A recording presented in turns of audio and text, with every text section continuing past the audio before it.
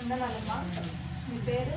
మరి మీరు ఎక్కడ ఉంటారు? రైల్వే క్వార్టర్స్ సేవకుల ద్వారా దేవుని ద్వారా మీరు పొందుతున్న మీరు నాకు చాలా బాగా మొదలు నేను చాలా హాస్పిటల్లో ఉన్నప్పుడు నాకు పరిస్థితి సరిలేదు. నాకు చాలా కండిషన్లో ఉంటే వాళ్ళు చేస్తుంటే మరొక వచ్చేసమ్మా మీకు వచ్చి ఒళ్ళు బాగలేదు, చాలా బాగలేదు మీకు, దానివల్ల మీరు వచ్చేసి మీరు స్కాన్ అని చెయ్యండి అని చెప్పినారు.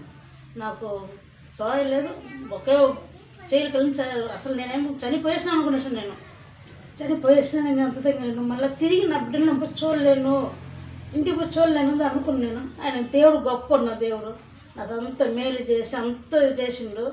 అయినా కూడా నేను పోయి స్కాన్లు ఎత్తినప్పుడు డాక్టర్ ముందు స్కాన్లు ఎత్తుட்டு పోమ్మని చెప్పిండ్రు. ఎత్తుటు అని వాళ్ళు చెప్పినప్పుడు నేను ఏమంటే వాళ్ళ 10,000 రూపాయలు అవుతుంది స్కాన్కి అని చెప్పినారు. ఆయన మాకు వచ్చి ఫ్రీగా చేస్తారు.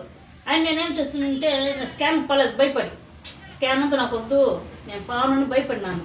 ఎందుకు భయపడినానంటే అది ఒక భయం అనేది వచ్చేసింది నాకు స్కాన్ అనేది. అందువల్ల నేను పాపం మా చెల్లి కాడ చెప్పి నేను ప్రార్థన చేసాను. ఈ మార్గం అమ్మ నాకు బాగాలేదంటే నేను పాస్టర్ కాడ ఫోన్ ఇస్తాను మాట్లాడు అని చెప్పాను. మా చెల్లి అన్నది సరే అమ్మా మాట్లాడతాలే అని చెప్పంటే ఇప్పుడు మా చెల్లి మాట్లాడి మా చెల్లితో ప్రార్థన చెప్పించింది. నేను వాళ్ళతో మాట్లాడలేదు పాస్టర్ కాదు,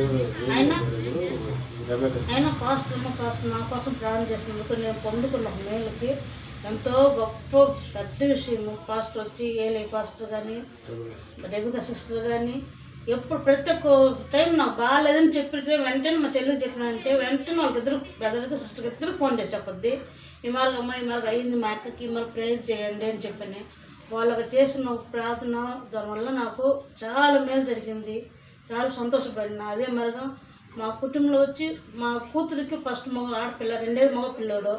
ఆయన మేము కోరిన అయ్యా మాకు వచ్చి మగపిల్లడే కావాలో రెండేది అని చెప్పి దేవుడు వచ్చి దాన్ని కూడా మాకు రెట్టంతకు ఆశ్రయించి మాకు మగపిల్లడిగా ఇచ్చింది మా మనోడు. మాకు ఆయన చాలా మాకు సంతోషపడింది. అంత సంతోషం మేము ఎప్పుడు మేము పొందలేదు. ఆ సంతోషం దేవుని స్తోత్రం చెప్పాలని ఈ సాక్ష్యం ఇచ్చినందుకు ధన్యవాదాలు.